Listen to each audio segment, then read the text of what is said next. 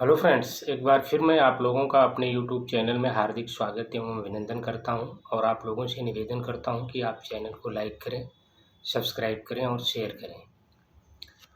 Dear friends, आज हम discovery of truth की कड़ी में जिस विषय पर चर्चा करने जा रहे हैं वो है श्रद्धा श्राद्ध की। एक ऐसा पर्व, एक ऐसा त्यौहार जो अंधविश्वास के तौर पर लोग मानते और मनाते आ रहे हैं,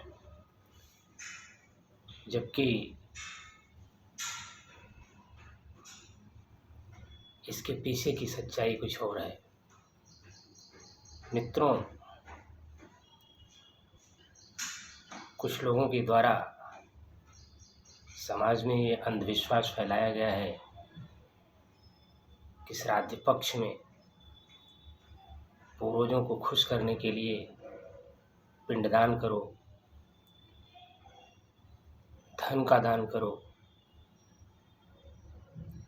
इस तरह से जो भी दान आप कर सकते हैं पूर्वजों को खुश करने के लिए श्राद्ध पक्ष में आप लोग करें, जबकि सच्चाई इसके परे है। ये सब मिथ्या है, ये सब झूठ है कि आप जो भी पिंडदान करते हैं, जो कुछ भी देते हैं, पानी भी देते हैं श्राद्ध पक्ष में पूर्वजों को, तो पानी और पिंडदान कुछ भी उनके पास नहीं पहुंच सकता, कुछ नहीं पहुंचता। ये सिर्फ मिथ्या है। दृष्टांत के तौर पर मैं आप लोगों को बीरबल और अकबर की कहानी सुनाना चाहता हूँ। एक बार की बात है, बादशाह अकबर ने राज दरबार में ऐलान किया कि इस प्रचंड ठंड में जो तालाब में खड़ा रहेगा रात भर, उसे पारितोषिक के तौर पर 1000 अशर्फियाँ इनाम दी जाएंगी।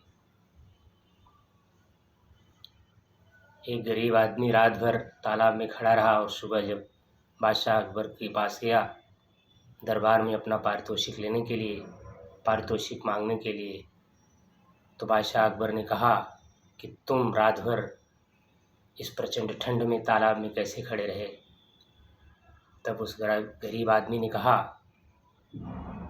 कि राजन, आपके राज दरबार में जो ये दीपक जल रहा था, रात भर उसे मैं देखता रहा और प्रचंड ठंड में पूरी रात काट दी तालाब में खड़ा होकर।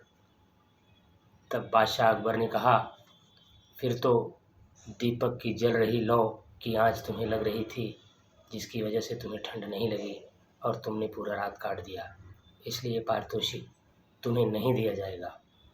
फिर वो जाता है बीरबल अकबर के पास, फिर वो बीरबल के पास जाता है और ये सारा जो भी घटित हुआ था सब कुछ बताता है बीरबल को, और फिर बीरबल उसे आश्वासन देते हैं कि तुम्हें तुम्हारा पारितोषिक जरूर मिलेगा। इसी दौरान बादशाह अकबर को किसी युद्ध में जाना था और उन्हें बीरबल की सलाह लेनी थी। फिर उन्होंने बीरबल को अपने दरबार में अपने दरबारी को भेजकर बुलाने की कोशिश की, तो बीरबल ने कहा, जाओ कह दो कि बीरबल अभी खिचड़ी पका रहा है, खिचड़ी पकाने के बाद उसे खाने के बाद वो आएगा। इसी तरीके से अकबर दरबारियों को भेजते रहे और बीरबल यही कहकर लौटाते रहे कि खिचड़ी पक जाने दो, खा कर आता हूँ। बाद में बीरबल ने देखा कि बादशाह अकबर गुस्से में उनके सामने पधारे और बोले कि बीरबल, तुम मूर्ख हो, इतनी ऊंची डंडी में हंडी बांध कर नीचे तुम आग लगाकर खिचड़ी पका रहे हो, तुम तो महामूर्ख हो। क्या इतनी ऊपर हंडी बांध कर नीचे आग लगाकर तुम खिचड़ी पका सकते हो? तुम तो महामूर्ख हो।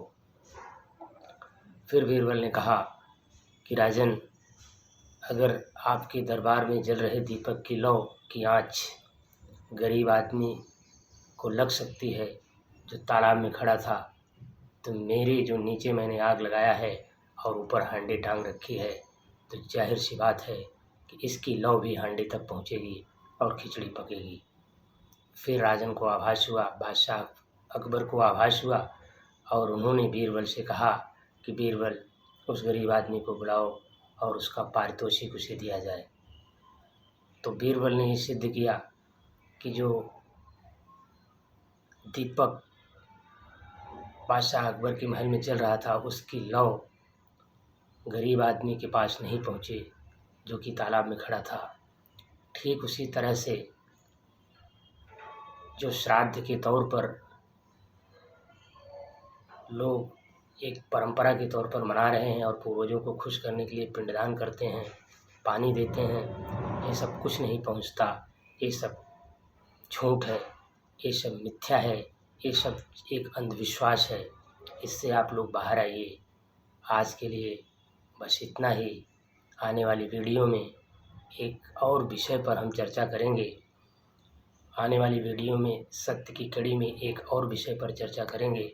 तब तक के लिए मित्रों, आप लोगों को धन्यवाद। आप लोग स्वस्थ रहें, मस्त रहें, खुश रहें।